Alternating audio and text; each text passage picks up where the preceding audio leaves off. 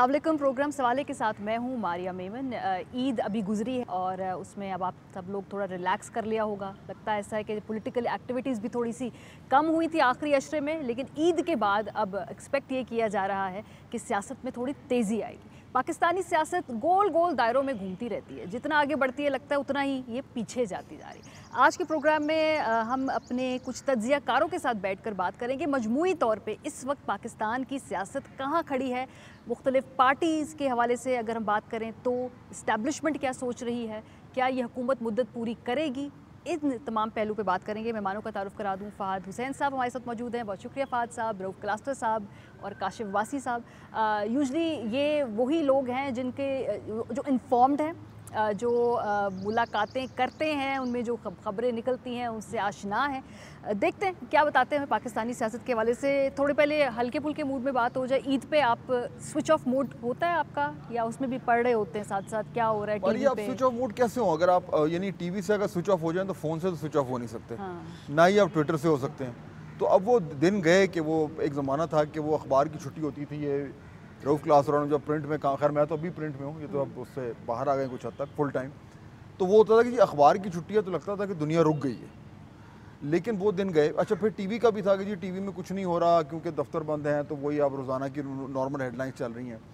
अब अगर टीवी गैर सियासी हो तो सोशल मीडिया को गैर सियासी कैसे हर वक्त करें? कुछ ना कुछ हो तो रहा वो स्विच ऑफ नहीं हो सकता, पॉसिबल ही नहीं है। स्विच ऑफ नहीं हो सकता। तो हाउ डू वी कोप काशिफ साहब? फिर उस दौरान आप लोग क्या करते हैं जब छुट्टियां हों? तो साथ साथ थोड़ा ये देख रहे हैं कि जी क्या हो रहा है, और फिर उसके बाद साथ साथ टीवी पे भी नजर देख लगी हुई है। किसी ने कोई प्रेशर कर दी, कोई टिकर आ गए, कोई ट्विटर पे खबर ब्रेक हो गई, ऐसे ही चलता है। मैं तो कोशिश करता हूँ स्विच ऑफ करने की जिस हद तक हो सके। कैपेबिलिटी थोड़ी सी है वैसे काशिफ में स्विच ऑफ की, इन्होंने कैसे ये मैं मास्टर जब किया ट्रैवल है? भी करता हूँ I put my phone in a locker. अच्छा, सिर्फ रात को एक दफ़ा आके घर वापस आके देखता हूँ कि किसी का क्या मैसेज आया, किसी को कॉल आई कि नहीं। ये कि स्मार्ट जिस चीज़ से भाग के आप कहीं 10 दिन या 6 दिन के लिए जाते हैं, अगर आपने सारा दिन बैठ के वही चीज़ें दोबारा सारा दिन देखते रहनी है तो फिर पाकिस्तानी रहे वापस बाहर जाने का फ़ायदा क्या। सो मैं कोशिश करता हूँ ये कि अच्छी टेक्निक है वैसे, काफ़ी लोग इससे कुछ सीख रहे हैं कि तो भाई रफ़ात साहब ने जो बात की ना फ़ोन को कैसे आपने अगर फ़ोन साइड पे रख दिया तो वो जो स्विच ऑफ मोड है ना वो ऑटोमेटिकली ऑन हो जाएगा। अगर आपके पास कोई खबर आ ही नहीं रही है तो हाउ डू यू नो आपको डील करने की जरूरत नहीं है फियर किसी ऑफ चीज़ से। मिसिंग आउट नहीं होता वैसे? फियर ऑफ मिसिंग आउट, पता नहीं क्या हो रहा है पीछे, मुझे मालूम नहीं है। विड्रॉल सिम्टम्स हो सकते हैं। मैंने शुरू में अपने जवानी के दिनों में जब हम ये काम करते हैं, मैंने 3 ऐसे ट्रिप्स थे जो इस वजह से कैंसिल करके मैं वापस आ गया। पाकिस्तान में कोई बड़ी खबर थी, फिर मुझे रियलाइज़ हुआ साल बाद 2 साल बाद अगर आज मैं देखूँ उसको तो ऐसा लगता है कि वो ब्लिप, कोई एक चीज़ थी जो मैंने उस वक्त आके की और अब ख़त्म भी हो गई। हर 3 महीने बाद बड़ी खबर है, हर 3 महीने बाद बड़ी खबर है। पाकिस्तान में रहते हैं, पाकिस्तान में हर हफ्ते में इतनी बड़ी खबरें मिलती है जो बाहर के लोगों को 6-6 महीने में इतनी बड़ी खबर शायद ना मिलती है। उनके लिए सबसे बड़ी खबर इस वक्त होगी कि बिल गेट्स की तो डिवोर्स हो गई है। शायद अमेरिका में बड़ी खबर हमारे यहाँ इससे बहुत बड़े से आप हर दूसरे रोज आपके पास कोई चीज़, कोई नई चीज़ निकल रही है, कोई नई खबर है हर रोज। आपको लगता है, मैं एक दिन ये 2 वीक पहले प्राइम मिनिस्टर ने एक स्टेटमेंट दी, मैंने कहा आज इस पे नहीं करूँ, कल इस पे करेंगे, आज हम ये कर लें। अगले दिन कुछ नई चीज़ थी और उससे अगले दिन I could not do it for 4 days because every day something new और समथिंग बिगर विल हैपन। भाई ये भी होता है, हम कभी शो प्लान करते हैं 5 बजे कोई और गायब से खबर आ जाती है और वो सारा प्रोग्राम चेंज हो जाता है। क्लास्टर साहब, पाकिस्तानी सियासत ज़रा इस वक्त बताएं ना, कहाँ खड़ी है इस वक्त? जमूद है, साकत है, कुछ तेज़ी से आगे बढ़ रही है, कुछ पसे पर्दा चीज़ें हो रही हैं, लेकिन आगे एक ट्रैंक्विलिटी है। इस वक्त किधर खड़े हैं? ये अभी हमारे ये दोस्त जो हैं दोनों बैठे हुए हैं, तो ये बड़े बड़े लोगों से मिल कर आए हैं और बड़ी बड़ी खबरें वहाँ से निकली हैं। ऑफ कोर्स अब ये बेचारे तो थोड़े से ये बंधे हुए थे ना कि ऑफ द रिकॉर्ड है, तो ये तो बात नहीं कर सकते थे, लेकिन कुछ और वो कहीं ना कहीं से निकल गया। फ़हाद हुसैन साहब ने बड़ा खूबसूरत पीस लिखा कश्मीर पे कि कैसे ब्रेक। मुझे तो ज़ाती तौर पर उस पर बड़ी खुशी है, टू बी फेयर, कि अगर कश्मीर पे ये सोच है, हमारी इस्टेब्लिशमेंट चाहती है कि क्योंकि ये पाकिस्तानी आप इस पॉलिटिक्स को देखें, मोस्टली हम जो हैं वो भारत के साथ कश्मीर के साथ बंधे हुए हैं। जो वहाँ से डेवलपमेंट्स हो रही होती हैं वो ओवरऑल आपका पॉलिटिकल स्ट्रक्चर को भी आपको आके अफेक्ट करते हैं। मसलन आप उसको 12 अक्टूबर 99 देखें, जो हुआ था मार्शल लगा था, जनाब मुशर्रफ साहब ने लगाया था, डायरेक्ट इम्पैक्ट था इसका। सारा बैकग्राउंड वो इंडिया बिल्डअप वहीं था, के बाद ही चीज़ें ट्रिगर हुई है ना, बिल्डअप था वो कि पूरा। उसके बाद नवाज शरीफ साहब आउट हुए, जनाब मुशर्रफ साहब इन हुए, नए पॉलिटिकल प्लेयर्स है, सीन ही बदल गया। सो एक उसका कश्मीर का या इंडिया का पाकिस्तानी पॉलिटिक्स में बड़ा अहम रोल है जो नज़र आता है, लेकिन लोग उसको उस तरह डीपली आके देखते नहीं है। हम भी उस पर उतनी बात नहीं करते वैसे, हम फॉरेन इश्यूज के ऊपर, हम लोकल पॉलिटिक्स पे बहुत फिक्सेटेड है। मुझे लगता है जो भी टीवी प्रोग्राम्स है, जो कॉलम्स हैं हमारा, सब मेरा ये ख्याल है पाकिस्तानी पॉलिटिक्स जो है या पाकिस्तानी लोग जो हैं इतने पोलिटिसाइज हो चुके हैं, इतना उन्हें मज़ा आ चुका है इसमें। एक होता थ्रिल होती है, एक मुंह को लहू लग जाना, चस्का लग जाना। आप कोई प्रोग्राम कर देंगे, मैं सफ़ात हुसैन साहब की मिसाल दूंगा, ARY में इन्होंने बड़े खूबसूरत शोज़ किए, बड़े एकेडमिक थे, बड़े उसमें इंटरेस्टिंग, पूरी रिसर्च के बेस्ड, पढ़े साथ लिखे, मदद के साथ वो साथ बैठे हो। वो प्रोग्राम उस तरह हिट नहीं हुए जो आप उनके पॉलिटिकल शोज़ अब इनके हिट होते हैं। सो उसके बाद लोगों को भी चस्का लगा, आपका एंकर जो है या आपका टीवी चैनल जो है आपसे रेटिंग मांगना शुरू कर देते हो। भाई साहब आप इस कौम को पढ़ाने की कोशिश ना करें, इनको इंटरनेशनल अफेयर्स ना पढ़ें, इनको IR की तरफ लेके ना जाएं, इनको कोई शौक नहीं, इनको यहाँ पे बिठाएं लोकली तौर पर, किसने क्या कर दिया, उसने आगे बम फोड़ दिया, उसने कौन सी तोप चलाई। यही बातें करते हैं ना हम। जरा मेरा ख्याल है नून लीग से आगाज़ करते हैं, ठीक है। नून लीग में शहबाज साहब जो हैं अब एक्टिव हो गए हैं, जाना चाहते थे, रोक लिया। ये हुकूमत भी थोड़ा सा अपना दिखाती है कि भाई हम भी टेबल पे प्लेयर हैं, हमसे भी बात करें, ऐसी नहीं सारी आप फैसले कर लिया करें। तो ये वो सिर्फ अपना मसल फ्लेक्स करने के लिए करें। So Shahbaz sahab is going to take over right now, जो इनकी पूरी सियासी पैराडाइम है। मारिया, मेरा ख्याल है फॉरेन टेक ओवर उस तरीके से कि भाई बिल्कुल एक कट एंड ड्राई चीज़ है कि जी पहले वो नहीं थे और अब वो सीट पे आके बैठ गए सब कुछ हो जाएगा। मेरा ख्याल ऐसा नहीं होगा, लेकिन आई थिंक एक प्रोसेस ज़रूर शुरू हुआ है जब से PDM कोलैप्स हुई है, और वो जो एक हार्ड लाइन अपोजिशन पॉलिटिक्स थी उसमें से वो रिज़ल्ट नहीं निकला जो उसका मकसद था। फिर शहबाज साहब की बेल हुई है, तो मुझे लगता है ये कि एक प्रोसेस है। शायद कुछ रिजल्ट्स निकले हैं वैसे, जो उसका मकसद जो था, मतलब अपने अपने तौर पे रिलीफ जिसने जो जहां हासिल करना था, हाँ, सियासी रिजल्ट्स ना हो लेकिन पर्सनल पॉलिटिकल बेनिफिट्स तो निकल आए हैं उसमें से। लेकिन अगर तो हदफ ये था कि जी इमरान खान की गवर्नमेंट की छुट्टी करानी है, तो वो हदफ तो फेल हुआ। अगर हदफ ये था कि जब हमने इस्तीफे देने और एक तलातो मचा देना है और यहाँ पे आके इधर आपके सामने यहाँ लॉन्ग मार्च हो जानी है, तो वो तो नहीं हुआ। वो तो स्मोक से स्क्रीन हदफ नहीं था कि लेकिन भाई मेन हदफ ये है, लेकिन पीछे मिनी हदफ जो लेकिन अचीवेबल उसमें नून लीग का हदफ तो उस तरीके से नहीं था। अगर हम नून लीग की बात कर रहे हैं, नून लीग जो जिस तरीके से रेटरिक लेके जा रही थी, सही। तो इसलिए मेरे ख्याल में अब शहबाज साहब की जो ब्रांड ऑफ पॉलिटिक्स है उसके लिए स्पेस क्रिएट हुई है, ज़रूर हुई है।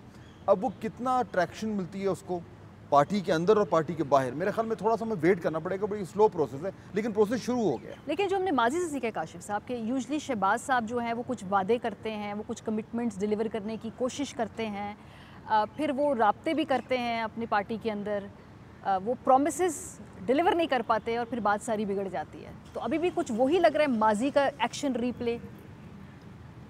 सी मुस्लिम लीग नून की पॉलिटिक्स इतनी सिंपल नहीं है जितनी पीपल्स पार्टी की सिंपल। वो तो बड़ी स्ट्रेट है, उनको जरदारी साहब ने जो फैसला कर लेना वो फैसला सिंगल पॉइंट। मुस्लिम लीग नून का ट्रिकी पार्ट क्या है कि अगर आज की कोई फैसला हो भी जाए, कोई डील हो भी जाए, कुछ भी हो जाए, मियाँ साहब और मरियम नवाज, डील से मुराद गवर्नमेंट गिर जाती है और इलेक्शन हो जाते हैं, मियाँ साहब को क्या मिले, मरियम बीबी को क्या मिले, ये बात वो खुद खुलेआम जो अपनी वेरी क्लोज किचन कैबिनेट में कहते भी हैं कि हम सारा काम कर, क्राउड पुलिस तो वो है। अब ज़ाहिर है मियाँ साहब अगर वापस नहीं आते, आज गवर्नमेंट गिरती है, इलेक्शन कैंपेन होगी, कौन लीड करेगा? शहबाज साहब तो नहीं लीड करते, मरियम नवाज शरीफ साहब लीड करेंगे कि मैं ये सारा कुछ लीड करके इलेक्शन जीत के प्लेट में रख के बनेगा कौन? शहबाज साहब और हमजा शहबाज शरीफ। पीपल्स पार्टी ने ऑफर क्या की थी? उन्होंने कहा हमजा शहबाज को CM पंजाब बना दो। यही आगे भी उनकी सोच और उनका जो कॉन्फ्लिक्ट है पार्टी के अंदर वो यही है कि कौन बनेगा वजीर आजम या वजीर आजम। नहीं काशिफ, मेरे ख्याल है उनका कॉन्फ्लिक्ट ये है, वो कह रहे हैं कि ये 1.5 साल मुकम्मल होने दें और एक मरतबा इनको अपने ही बोझ के तले गिरने दें। अच्छा, ये आपको आपके कोई उन्होंने पर्सनली बताया हो तो बताया हो? PMLN के जो हल्के हैं वो जनवरी नहीं देखेगा या दिसंबर नहीं वो देखेगा, तो सियासी, ये आज भी वो सियासी स्टेटमेंट्स हैं। वो कहते हैं जी 1.5 साल मुकम्मल कर लें एक मरतबा, ताकि इनका जो है ना काम बस खत्म हो। तो आप ये कह रहे हैं कि जो हमें 2 साल से मैं सुनता हूँ PDM का या मुस्लिम लीग नून का मियाँ जो सारा के हुकूमत ये नहीं गिराना चाहते? मेरा नहीं ख्याल, मेरा पर्सनल ख्याल है नहीं, ये सिर्फ प्रेशर डालने की टेक्निक थी जिसमें से अपने अपने उन्होंने जो हदफ थे वो कुछ ने हासिल कर लिए हैं, कुछ उसके करीब हैं। क्योंकि मुझे ये लगता है कि मसला हुकूमत गिराने का नहीं, इतना टर्मोइल क्रिएट करना था कि कोई उनसे बात करे, उनकी नाइलियाँ खत्म हो ताकि they become relevant to the power politics के साथ रेलेवेंट हो सके। ये छोटे छोटे मिनी हदफ है। बड़ी इंटरेस्टिंग ऑब्जर्वेशन मैंने देखी शहबाज साहब के हवाले से। पीपल्स पार्टी की ना बड़ी एक नपी तुली अप्रोच है। अभी इन्होंने जब मुल्क से बाहर जाने की जो बात थी, सो पीपल्स पार्टी वाले बड़े तनकीद भी कर रहे हैं कि इनको रिलीफ मिल जाता है, पर साथ साथ कह रहे हैं जी शहबाज साहब बीमार भी हैं, इनको जाने भी दें। तो उनकी जो अप्रोच प्रो शहबाज कैंप की तरफ बड़ी सॉफ्ट, मैंने ये मेरी ऑब्जर्वेशन है, आप अग्री करेंगे? मेरा ख्याल है अगर मुझसे पूछें पंजाब के हवाले से पीपल्स पार्टी का अप्रोच को मुझे लॉजिकल नहीं लगती। अच्छा, वो उसमें उस प्रैग्मेटिक प्रैक्टिकल जो अप्रोच जो है ना वो पीएमएल नवाज की उनको सूट कर दे कि बुजदार जैसा एक नलायक निकम्मा आदमी बैठा रहे। एग्जैक्टली। अब फौरी तौर पर चेंज आ जाए, उसमें आ भी जाए और आप अच्छी गवर्नेंस सपोजली 1-2-2.5 साल या उसकी जगह परवेज लई आ रहे कोई और क्या आ कर रहे लेंगे आप? नहीं वो बेहतर अगर कर भी लें सपोज उसका नवाज शरीफ साहब और मरियम को क्या फ़ायदा, जो बात काशिफ ने की बड़ी अहम है। अब सियासत में जितने ही क्यों ना आपकी दोस्त हैं प्यार मोहब्बत ना, अल्टीमेटली आप अपना फ़ायदा देखते हैं कि यार मुझे इसमें से क्या मिल रहा है। आज मरियम को या उसको शहबाज या इनको नवाज शरीफ साहब को कुछ नहीं मिल रहा। हुकूमत आज गिर भी जाए ना, जो बात ये कह रहे हैं काशिफ कह रहे हैं बिल्कुल ठीक कह रहे हैं, इसमें से नवाज शरीफ साहब और उसके लिए मरियम के लिए कुछ नहीं है इसमें। मरियम बल्कि जल्दी की मेरा ख्याल जो मरवाया उन्होंने पीडीएम को इस्तीफों की तरफ मोड़ कर लेके गए। आपको वेट करना चाहिए। इमरान खान साहब ने 2.5 सालों में जो कुछ किया है ना, अब तसल्ली रखें अगले 2.5 सालों में भी ये कुछ होगा, क्योंकि वो कहते हैं अगर अब आपके 68 ईयर एज में आप इस तरह के फैसले नहीं कर सके कि आपका आके कुछ चेंज नज़र आती, कि लोगों को उम्मीदें नज़र आती, अपना उनका क्राउड वोट बैंक उनसे सबसे ज़्यादा मुतनफ़िर है। और पंजाब में जितनी बैड गवर्नेंस की है उन्होंने आके, बुजदार साहब तो दोस्त हैं पीएम नवाज के, अगर उनको चाहिए रोजाना तो हमारे सीएम है, वो बोलते भी मजाक में, हाँ, वो कहते हैं तो हमारा सीएम है, डिलीवर करना शुरू हो जाए तो उसके बाद तो नवाज शरीफ दोनों मुत्तफिक हैं उस वज़ीर आला पे, ये उस वज़ीर आला पे मुत्तफिक हैं। और ये उनको अब ये बात इमरान खान साहब को नहीं समझाई जा सकती कि हजूर आपने सबसे बड़ी जो फेवर की, हमें तो कहते हैं ना वो सबको कि जनाब मीडिया यूँ करता है तो वो एनआरओ मांगते हैं, सबसे बड़ा एनआरओ अगर इमरान खान साहब ने दिया हुआ है ना, मेरा ख्याल पंजाब में उन्होंने इनको शरीफों को उन्होंने बुजदार साहब की शक्ल में दिया हुआ है। तो ये ले जनाब, क्यों नहीं समझ में आती है? देखिए ये जब आप सब लोगों को समझ में आती है, जो फैसला साज कुव्वतें हैं उन्हें समझ में आती है, वो बार बार कन्वे भी करती, खान साहब को क्यों समझ में? किसी ने उनके कान में फूंक दिया कि ऐन नाम के लोग जो है ना वो बड़े आपके लिए मुबारक हैं, बड़े साद नाम है, और आपने ऐसे नाम नहीं आपने वो करें। मसलन आरिफ अलवी साहब को देख लें, सारे ऐन से नाम शुरू होंगे। अच्छा, मसलन आप उस्मान बुजदार साहब को देख लें, उस्मान डार साहब को देख लें, हमारे ईमान मुल्तान से हमारे दोस्त उन्होंने दिया, आप ओन अब्बास भप्पी साहब को देख लें। मोस्टली इमरान खान साहब को ये चॉइसेस हैं। आप इसके बाद मजीद आंखें खोलना शुरू करेंगे ना, अच्छा, तो बहुत सारे आपको आपने वैसे ये ऐन नजर आएंगे, ऐन से इमरान खान साहब हैं। तो ये सारी रूहानी मसाइल हैं जो आपकी मेरी समझ में, अपना नाम चेंज करके ऐन से ऐन से अलिफ हटा दिया, ऐन आता है ना, अलिफ हटा दिया, कहीं ना कहीं पे आता है। वो मेरा ख्याल है रूहानी मसाइल है ज़रा थोड़े। अच्छा, लेकिन इस वक्त फिर हम मौजूदा सूरत हाल में ये देखेंगे कि ये हुकूमत तो अपनी मुद्दत पूरी करेगी ना, इसमें भी इसको ख़तरा तो नहीं है, दो के कुछ लोग कह रहे हैं, लेकिन ऑब्वियसली लॉजिकली तो लग रहा है कि इलेक्शन जाएगा मुकम्मल। अग्री करते हैं हम? नहीं बिल्कुल, देखिए इस टाइम मेरा ख्याल है किसी को भी सूट नहीं कर रहा कि वो गवर्नमेंट गिरे। वो आज से कुछ साल ही पहले या 6-8 महीने पहले हो जाता तो हो जाता, जब मार्जिन था कुछ आके स्टेप इन करके करने का। ये साल बजट आ रहा है, फिर इनके जो मसाइल चल रहे हैं, उसके बाद अगला साल है, फिर इलेक्शन का फीवर शुरू हो जाएगा। इतनी देर में मेरा ख्याल है PMLN को भी अंदाज़ा हो गया कि उसको टाइम चाहिए, उसने अपनी जो अब नेक्स्ट बसात बिछानी है 2023 के इलेक्शन के लिए, उसकी तैयारी हो रही है। वो जो शुरू में आपने सवाल किया था कि भाई ये PMLN की पॉलिटिक्स कहाँ जानी है, उनकी स्ट्रैटेजी कहाँ जानी है, उसमें भी उनको टाइम की ज़रूरत है कि वो सेटल करें अपने आप को। तो मेरे ख्याल में इलेक्शन किसी को सूट नहीं कर रहा। ये जो हुकूमत है जाएगी 23 तक मोस्ट लाइकली, बीच में पाकिस्तान है, कुछ भी हो सकता है। हाँ। लेकिन मेरे ख्याल में पंजाब में PTI वॉक ओवर नहीं होगा। ये बात दुरुस्त है कि PMLN जो है वो by far the most popular party है, लेकिन जो आप इलेक्शन के रिजल्ट्स देख रहे हैं, ये नहीं हो रहा कि कुछ 70,000 है तो 20,000 है। PTI साथ जारी है, इसके बावजूद के 2.5 साल से उसने वोट उनके बड़े हैं, वैसे वो हार भी रहे हो तो उनके कोई वोट बढ़ रहे हैं, स्ट्रॉन्ग प्रेजेंस। और 2023 में अगर इलेक्शन होते हैं तो उनको लाइटली आप नहीं ले सकते। इमरान खान साहब का जो रोमांस है ना, वो किसी टाइम भी वापस आ सकता है। मैं थोड़ा सा कहूँगा, जब आपके ज़िमनी इलेक्शंस होते हैं और आपके जनरल इलेक्शन होते हैं, दोनों की हवा चलने में बड़ा फ़र्क होता है। आप अभी हुकूमत में बैठे होते हैं, बहुत सारे लोग मेरे जैसे देहातों में, मुझे खुद पता है मैं देहाती आदमी हूँ, अब मेरे जैसे लोग जो हैं वो हुकूमत को उम्मीदवार देख के वोट दे रहे हो, यार MP MNA, यार हमारे थाना कचहरी, नौकरी, तनख्वाह, ट्रांसफ़र, पोस्टिंग, ये हम लोग देखते हैं, सारे के सारे अपना बेनिफिट देखते हैं। सो आपके पास एज होता है। और अगर इमरान खान साहब ज़िमनी इलेक्शन हार रहे हैं हुकूमत में होते हुए, मैं को फिक्र देख रहा था जैद किशकोरी साहब का, 11 के करीब इन्होंने हारे, अगर 11 में से 10 हारे, 1 जीते हैं। अगर आपका हुकूमत में होते हुए लोगों को इंसेंटिव देते हुए लोगों को उम्मीद लालच कोई ना कोई आगे पीछे दाएं बाएं आप कर सकते हैं कि लोग वोट डालें, नहीं तो हुकूमतें हमेशा ज़िमनी इलेक्शन जीतती हैं, अपोजिशन हारती होती है। अगर आप ज़िमनी इलेक्शन 10 इलेक्शन ज़िमनी हार गए तो आई एम जस्ट वंडरिंग कि जब ओपन होगा सारे का कुछ उस जनरल इलेक्शन जिसमें कोई पता नहीं है कि कौन जीतेगा कौन नहीं जीतेगा, तो खान साहब कैसे अपनी पॉपुलैरिटी वहाँ पे अपनी मेंटेन कर सकेंगे अगर हुकूमत में होते हुए उनके खिलाफ इतना बड़ा एक लो कॉन्फिडेंस है। 10 सीटें हारना ये बहुत बड़ा, लेकिन उनके जो जवाब है काशल, हर सीट पे हम उनसे पूछते हैं जी कराची क्यों हारे, कैंडिडेट गलत था, फलानी जगह क्या हुआ, मैनेजमेंट ठीक नहीं, इधर क्या था, इधर अपनी पार्टी के लोगों का आपस में मुकाबला हो गया, यहाँ क्यों हारे जी, ये नून लीग की तो अपनी सीट थी, आप देख लें। देखा जाता इफ्स एंड बट्स नहीं देखे जाते, तारीख में देखा जाता वाटरलू हुआ था, Napoleon was wiped out, that's it. इसकी उन्होंने हर में कोई नहीं पड़ता होता। कहीं कोई सीरियस आपको लगता है कि उनको अंदाजा भी है कि भाई हम ये जो पॉलिटिकल नैरेटिव में कहीं ना कहीं हम हार रहे हैं, जो 1 2 3 4 10 सीटें अगर आप जो है निकाल दें। देखिए 10 की 10 तो अगर आप 10 की 10 देखकर कहेंगे 10 की 10 उनको जीतनी चाहिए थी तो I think that's a little unfair. या 3-4 सीटें उनको जीतनी चाहिए थी। दूसरा एक चीज़ आप याद रखिएगा कि आप जब कहते हैं ना कि हुकूमत सिटिंग गवर्नमेंट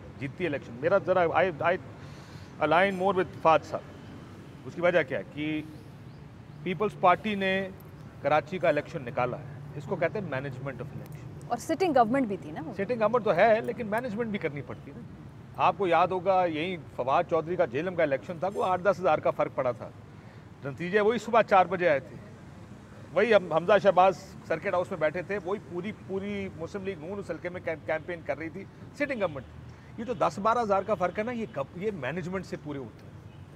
पीएमएलएन के पास मैनेजमेंट ही कोई, आप खुश से क्या मुराद है, जरा एक्सप्लेन करवाएं इनसे।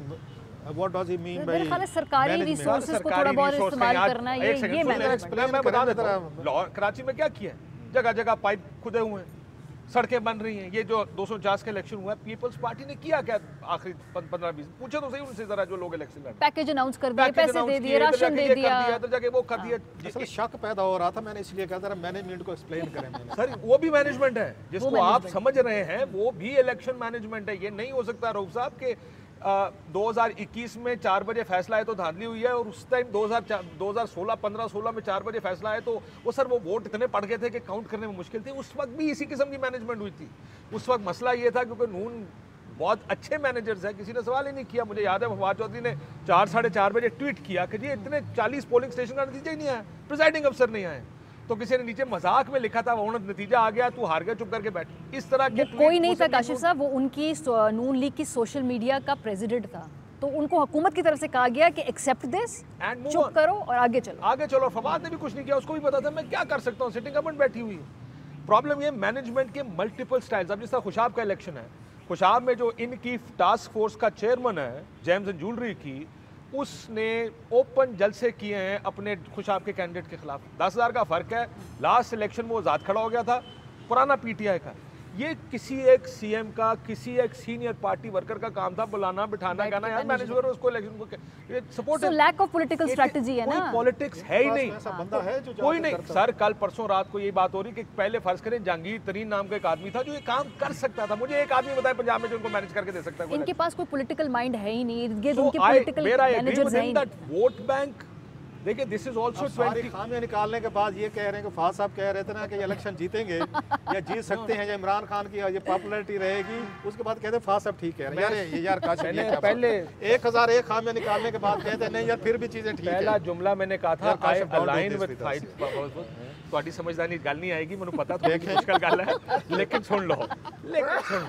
मैं ये कह रहा हूँ कि PTI should be happy that their vote bank. हालांकि मेरे साथ एग्री करना चाहिए था। नो बिल्कुल भी नहीं सर, आपको क्या करूंगा, अब जिद में आ गए।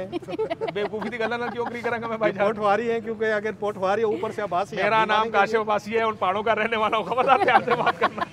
अब तो उनके लीडर ने उनको लाइन दे दी है, हमारे पास लीडरशिप है, अभी तो ये लाइन दे दी है, पैजन स्ट्रेचर पे जाओगे ध्यान करना, जुमले दे दिए पूरे।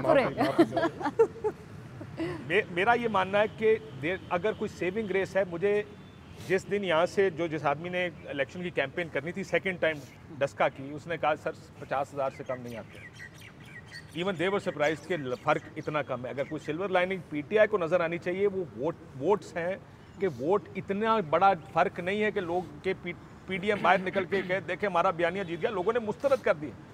ये वो बड़ा हिसाब नहीं है, लेकिन इनके पास ना आपके पास पॉलिटिक्स है, ना आपके पास गवर्नेंस है, ना आपके पास टीम है, आपके पास कोई बड़ा नहीं है जो खड़े होके कि बैठ के किसी दो लोगों जीतेंगे।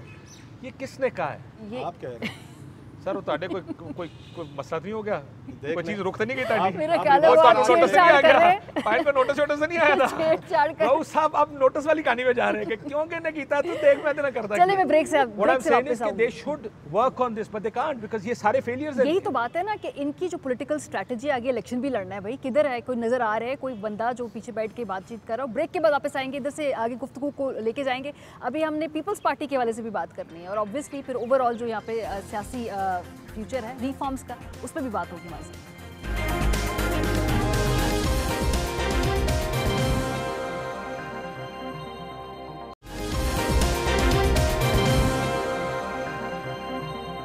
वेलकम बैक जी। पीपल्स पार्टी इस वक्त कलासरा साहब क्या सोच रही है? उन्होंने तो काफ़ी जो अपनी चीज़ें हैं वो कंसोलिडेट कर ली हैं, सिंध में वो बड़े कंफर्टेबल हैं, पहले से बेहतर पोजीशन में हैं। देवर ऑल्सो आएंग के विफाक के अंदर भी हमारी गुंजाइश निकल आए, आज नहीं तो किसी फ्यूचर सेटअप के अंदर। तो उन्होंने तो गेन किया है पीडीएम से सबसे ज़्यादा इस वक्त। पीपल्स पार्टी जो है एक चीज़ तय कर चुकी है कि अब हम पंजाब में री एंटर नहीं हो सकते, पंजाब नहीं जाऊंगी, मुश्किल है। एक उनके पास मेरा ख्याल है हल बचता है पंजाब से कि वो जहांगीर तरीन ग्रुप को साथ मिलें या खुसरो बुख्तियार को, सूबा महाज सरायकी सूबा, ये दोबारा इसको रिवाइव करें। और इनको 20-25 सीटें चाहिए पंजाब से अगर इन्हें हुकूमत बनानी है या सेंटर से। ट्रेडिशनली तौर पर आपने देखो पीपल्स पार्टी सिंध से सीटें लेके आती है, वहाँ से जीत के आती है, सारा स्वीप करके आती है, और सरायकी इलाकों से इनको वहाँ पे 25 से 30 सीटें मिल जाती हैं। बाकी मुल्क से भी 2-4 भानुमती का कोई आप कह सकते हैं ईंट और रोड़ा मिल जाता है। बलोचिस्तान से कुछ इन्वेस्टमेंट हो जाए। अब जब भी हुकूमत इन्होंने बनाई है, सरायकी इलाकों से 25-30 सीटें लेते हैं तो ये हुकूमत बना सकते हैं यहाँ पे अलाइज वगैरह के साथ मिलकर। और जब भी वहाँ से वाइप आउट होते हैं, इलेक्शन हारते हैं, वहाँ से नहीं जीत सकते, ये हुकूमत नहीं बना सकते। और ये कोशिश करेंगे, जो दरमियान में खबरें आई थी ना जहांगीर तरीन को साथ मिलाने की, मुलाकातें की, पीपल्स पार्टी की कोशिश होगी या आखिरी ऑप्शन है उनके पास 2023 के लिए। ये उनका दोबारा प्लान है। सरायकी इलाकों में एंटर हूँ, सूबे के आके प्रोग्राम किसी होरदार रोसा में शेयर होया खाली। अच्छा, बारह नहीं हो शेयर मेरे साथ नहीं हुआ। चले। मेरी अपनी असेसमेंट है बीइंग फ्रॉम द साउथ और स्टूडेंट ऑफ पॉलिटिक्स, जो मुझे समझ आ रही है थोड़ी सी चीज़ों की। अब इमरान खान को जितवाया गया तो वही हुआ ना, सूबा महाज साथ मिलवाया गया, आपने देख 25-30 सीटें। इवन नवाज शरीफ साहब के साथ भी वही सीटें होती थी तो वो आके हुकूमत तो ये वगैरह उनकी मुमकिन है, बनती थी। ये पॉसिबिलिटी है। यस, पीपल्स पार्टी के पास यही है कि सरायकी सूबा महाज टाइप लोग जो हैं, जो सरायकी सूबा चाहते हैं, अब दोबारा एंटर हूँ वहाँ पे। जहांगीर तरीन को मिले, महमूद ऑलरेडी इनके साथ जो गवर्नर साबिक हैं, ये खुसरो बुख्तियार हैं या दीगर पॉकेट्स जो है ना, सो इनकी स्ट्रेटजी वहाँ पे वही रहेगी कि आप बाकी पंजाब में इनको सीटें नहीं मिलनी, सेंट्रल और वो जीटी रोड बेल्ट पे तो कोई सीटें नहीं देनी, इन्होंने पहाड़ी उन्होंने भी नहीं देनी और इनको वहाँ सेंट्रल पंजाब से नहीं मिलनी। अगर सीटें इनको पड़ी वहाँ से तो सरायकी इलाकों से मिलेंगे। वो इतनी सियासत करना चाहते हैं, इससे ज़्यादा मेरा ख्याल है उनका वहाँ मुल्क की वजारत उज़्मा चाहते हैं तो ठीक ठाक अच्छी सियासत है। साउथ पे फोकस करना पड़ेगा, साउथ पे फोकस करके भी। अगर जी फात साहब, आपको लगता है पीपल्स पार्टी की ये जो स्ट्रेटजी है विल इट वर्क? देखिए इसमें ना अब सियासी गपी चल रही है तो हम थोड़ी पतंगबाजी तो कर सकते हैं ना। बिल्कुल। तो 23 का इलेक्शन तो बड़ा दूर है। लेकिन ये मैंने जैसे कहा, ये प्रोग्राम यही था, ये जो सारा पंजाब गवर्नमेंट गिराने का प्लान था ना, उसके पीछे था जो तहरीक अदम एतमाद लेके आनी थी इन्होंने। देखिए 23 में क्या होगा, या तो इमरान खान साहब विल बी बैक, अज्यूम करें ना। अच्छा। एक ऑप्शन ये, दूसरा ये कि जी किसी तरीके से नून लीग के उनके जो मसाइल हैं वो हल हो जाएं इधर इस्लामाबाद पिंडी में, और वो अपना पंजाब के बेसिस पर वो आ जाएं और बन जाएं। तीसरा ऑप्शन ये है कि the Sanjrani formula in the centre, ये भी है ना। इस्टेब्लिशमेंट के पॉइंट ऑफ व्यू आप देखें, वो देख रहे हैं यार पहले नून को खड़ा किया तो वो इतना बड़ा इशू खड़ा हो गया, फिर एक इसको लेके आए, इसने अगेन 5 साल एक और मसला खड़ा किया। तो बेहतर नहीं है कि वो संजरानी फैक्टर डालो, कुछ जोड़ तोड़ छोटे मोटे, बीच में कोई एक कैंडिडेट सामने आ जाए, एक मखलूत सी कोई हुकूमत का। अच्छा, अब अगर इस टाइप की खिचड़ी मचती है तो उसमें पाकिस्तान पीपल्स पार्टी का बड़ा इंपॉर्टेंट रोल बन जाता है, क्योंकि वो इतना तो नहीं होगा कि वो खुद गवर्नमेंट बना लें, लेकिन इतना ज़रूर होगा कि जिधर वजन डालेंगे उधर गवर्नमेंट बन जाएगी, और उसके नतीजे में वो बीच में से कोई थोड़ा 5 बंदे इधर तो 10 बंदे उधर, तो इस्टेब्लिशमेंट की 4 पार्टियां उधर, एक वो खिचड़ी भी बन सकती है। लेकिन बिलावल साहब खुद क्यों पीएम नहीं बनना चाहेंगे, वो किसी और को क्यों बनवाना चाहेंगे? ये इस तरह के केस में तो खुद निकल आएंगे, वो उनकी सीटें निकल आएंगी। अगर वो छोटे छोटे बहुत सारी चीज़ों के साथ 40-50 सीटें तो पीपल्स पार्टी कहते हैं ना रफली आ जाती, उतनी ला के अगर वो घुस जाते हैं, और इस्टेब्लिशमेंट का रोल अगले इलेक्शन में भी इतना इंपॉर्टेंट, अगेन मैं कहता हूँ पतंगबाजी है क्योंकि अभी बड़ा आगे है, अभी बहुत लेकिन आगे। वैसे अगर आप पाकिस्तानी सियासत में तो अगले हफ्ते का मालूम नहीं होता, अगले लम्हे का मालूम नहीं होता। सो काश पीपल्स पार्टी की एक तो ख्वाहिश है और एक कैपेबिलिटी और कैपेसिटी है। ख्वाहिश और कैपेसिटी को मैप करना जो है ये एक बड़ा सफ़र होता है, पीपल्स पार्टी में है ये इस वक्त। देखिए 18 के इलेक्शन से पहले जरदारी साहब ने कहा था 15 पंजाब इलेक्टेबल्स मुझे चाहिए, बहुत कॉन्फिडेंट थे उस वक्त। और उनको खैर क्या हुआ फिर बाद में, आप हम सारे जानते हैं कि बाद में क्या हुआ। अब 2022 में ये फैसला होगा, क्योंकि मुझे लगता है कि जो भी इलेक्शन होगा वो PMLN versus the rest election बन सकता है। वो अब रेस्ट कौन होंगे ये फैसला 2022 में करना पड़ेगा कि क्या Imran Khan the lead party बन सकते हैं, या जो हालात बन गए हैं उसके बाद इमरान खान साहब वो घोड़ा नहीं है जो इलेक्शन जीत सकता है। Then you go to the second option. Second option ये है कि इस पार्टी में जो लोग गए थे उन सारों को तोड़ा जाए, या तो एक ग्रुप साउथ पंजाब का सेपरेट हो, या उनको पीपल्स पार्टी में शामिल करें, या मुख्तलिफ ग्रुप्स इकट्ठे करके जहांगीर तरीन ग्रुप, जैसे जहांगीर तरीन ग्रुप हो सकता है, यहाँ से पीपल्स पार्टी अपनी जगह 2-3 सीटें निकालती है, काफ लीग अपनी जगह मौजूद है, और काफ की वापसी, काफ तो वापसी पार्शल वापसी तो हो चुकी ना जी। परवेज इलाही साहब गुजरात पूरा ले गए, वो दूसरी सीट से जीत गए, बच्चे सारे इनके असेंबली में आ गए, सो 6-7 सीटें 5-6 सीटें तो निकाली सपोर्ट से और इंतजामिया भी मसला काफी ये है हद कि तक वो चला अगर रहे हैं। निकाल सकते हैं तो दोबारा भी इस तरह का माहौल तो बनाया जा सकता है कि जिसमें दोबारा ये सीटें निकलने की पोजीशन में आ जाए। सो मुमकिन ये है कि 2022 में ये फैसला होगा कि नून को हराने के लिए सबसे बेस्ट बेट कौन सी। अभी एक ब्रेक पे जाते हैं, ठीक है। इस पर जब वापस आएंगे तो थोड़ा सा आगे और फ्यूचरिस्टिक जायजा लेंगे, खासतौर पे 2023 के इलेक्शंस के आसपास। आप लोग हमारे साथ।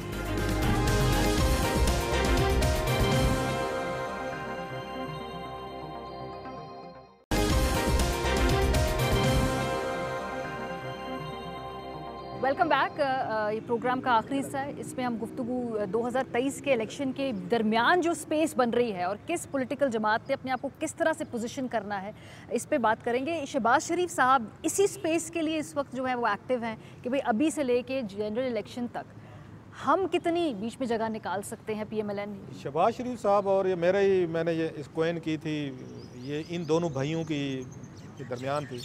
ये बड़ा अच्छा गुड काप बैड काप खेलते हैं, अभी भी वही चल रहा है। लोग बड़े कहते थे उस वक्त ये मिल जाएंगे, वो जनाब नवाज शरीफ को मिलाने की कोशिश करते हैं। नवाज शरीफ साहब प्लेज बैड रोल, बैड काप हैं, सख्त हैं, वो किसी से बात करने गुस्से में रहते हैं, हर वक्त नाराज रहते हैं, फिर मनाते हैं उनको जाके, फलांग करते हैं। और शहबाज शरीफ साहब क्वाइट रहते हैं, बिल्कुल कोई बोल चाल है, सादा आदमी है और सियासत समझते हैं, बड़े अच्छे के आगे से एडमिनिस्ट्रेटर भी अच्छे हैं। ये शहबाज शरीफ साहब को मिलती है एस्टेब्लिशमेंट से, या वो पावर जो फैसला करते हैं, या बकौल इनके मैनेजमेंट होती है at the end of the day कि किस हमने घोड़े पे हमने वो लगानी है।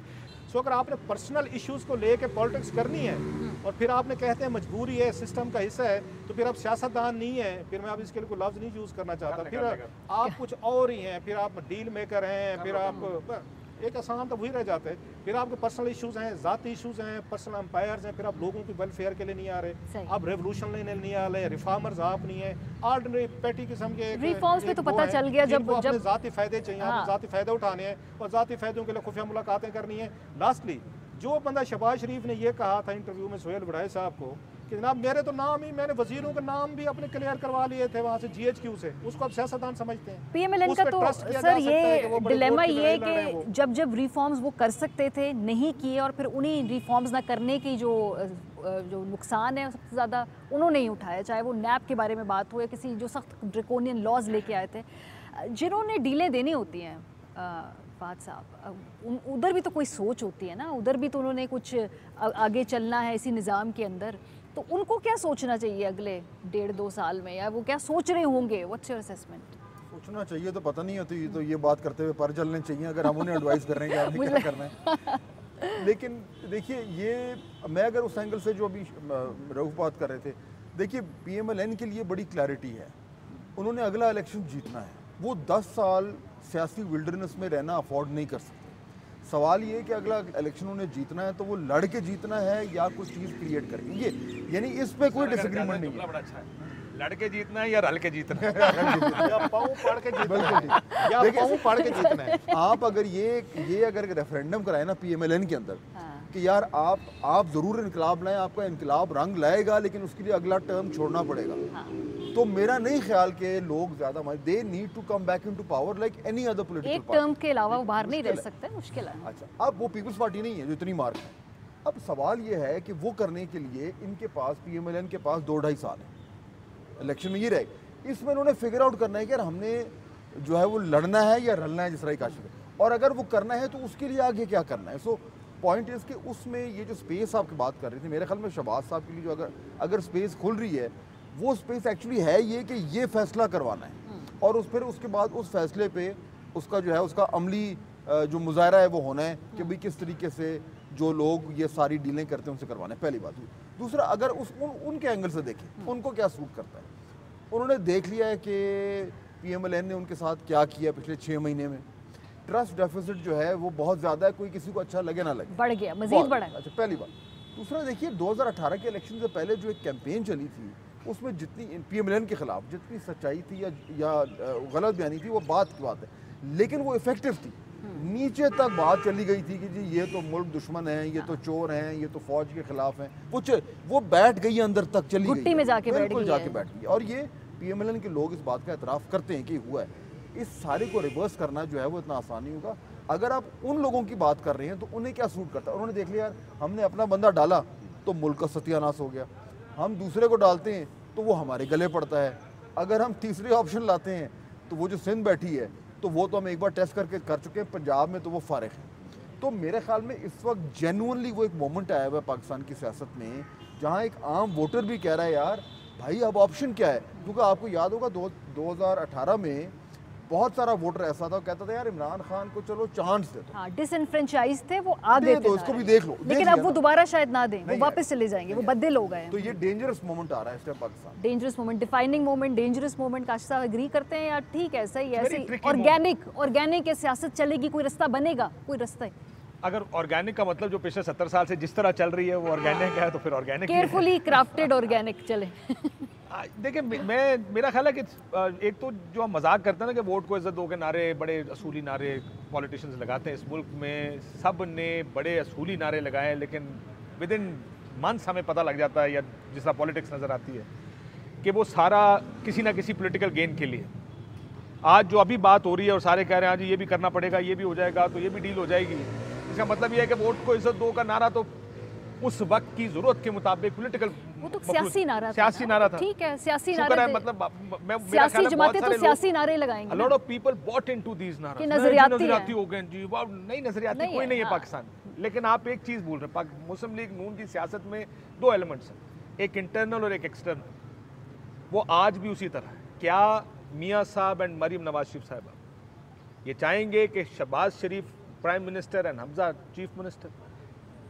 एक यह इंटरनल डायलेमा जो उनकी पार्टी का, क्योंकि अभी तक जो मैं सेंस किया है दोनों ग्रुप्स में बड़ी कंफ्यूजन है इस बात की, लोग मिलने नहीं जाते सिर्फ इसलिए कि वो माइंड ना कर जाए या वो माइंड ना कर जाए। सो यह है कि इंटरनल प्रॉब्लम कि क्या शहबाज साहब तो जाके कहेंगे पायन मनु वज़ीर आज़म बनन दो, हमजा नू वज़ीर आला बना लिए, 5 साल निकल जाएंगे फिर देख लेंगे क्या होता है। इज़ दैट एक्सेप्टेबल फॉर मियाँ साहब एंड मरीम नवाज शरीफ साहब? पहली चीज़। दूसरा फिर आ जाएगा एक्सटर्नल कि क्या मियाँ साहब की कोई दूसरी चीज़, क्या इमरान के ख़िलाफ़ वो रलना चाहते हैं उनके साथ कि यार इलेक्शन जिता दो, खुदा दा वास्ता किसी को वज़ीर आज़म वज़ीर आला, लेकिन उसके नागे नाम के आगे नून होना चाहिए। मुझे अब भी ये लगता है कि जो जिस जगह पर मरीम नवाज शरीफ साहबा जिस तरह के पैगाम पहुँचा चुकी हैं, उस तरफ जिन लोगों ने एक्सेप्ट करना है उनके लिए भी एक्सेप्टेबल शायद एक ही खानदान है, दूसरा खानदान एक्सेप्टेबल मुश्किल हो जाएगा। एक्सट्रीम पोजीशनिंग के बाद इतनी कोई एक्सट्रीम फेस पोजीशन के बाद सेविंग चाहिए है दोनों तरफ। नून की बहुत लिमिटेशंस हैं। दूसरा एक और चीज़ जिसके ऊपर सब कन्विंस्ड है, शायद हम सारे भी कन्विंस्ड हैं, शहबाज शरीफ मियाँ नवाज शरीफ के खिलाफ जाके कोई काम नहीं करेगा। वो उसकी मर्जी के बगैर कोई काम नहीं करेगा। वो अगर आज किसी वजह से वो कह देते हैं यार ब्लफ कर जाओ और कह दे कि मैं ये कर दूंगा बेशक बाद में देख लें, उस तरफ भी बड़ा स्केप्टिसिज्म है इस चीज़ के ऊपर कि यार ये जो कमिट करेंगे वो डिलीवर भी शहबाज शरीफ साहब माजी में नहीं कर पाए। हाँ, माजी में नहीं कर पाए। नून की सिचुएशन इतनी सिंपल नहीं है कि वो मियाँ शहबाज शरीफ अगर लंदन इसलिए जा रहे हैं कि मियाँ साहब से कोई गारंटीज लेकर मना लेंगे और मियाँ साहब बदल जाएंगे, सियासत बदल जाएगी, कोई बहुत बड़ी तब्दीली नहीं आएगी। इसी गारंटी पर मियाँ साहब लंदन गए थे उधर एक लोगों ने जो कर दिया है। तो मसला ये कि उधर बहुत स्केप्टिसिज्म है। मुझे नहीं लगता नून की इक्वेशन बहुत सिंपल है कि बड़े आराम से डील हो जाएगी। चलें, बहुत शुक्रिया आप तीनों का। हमने कोशिश की कि पीपल्स पार्टी PTI जो PMLN है इनकी सियासत का जायजा लिया जाए, 2023 में क्या पोजीशनिंग होगी और उससे पहले जो स्पेस है इसमें इन पार्टीज ने कैसे ऑपरेट करना है। अपना फीडबैक हमें जरूर दीजिएगा। ख्याल रखिएगा।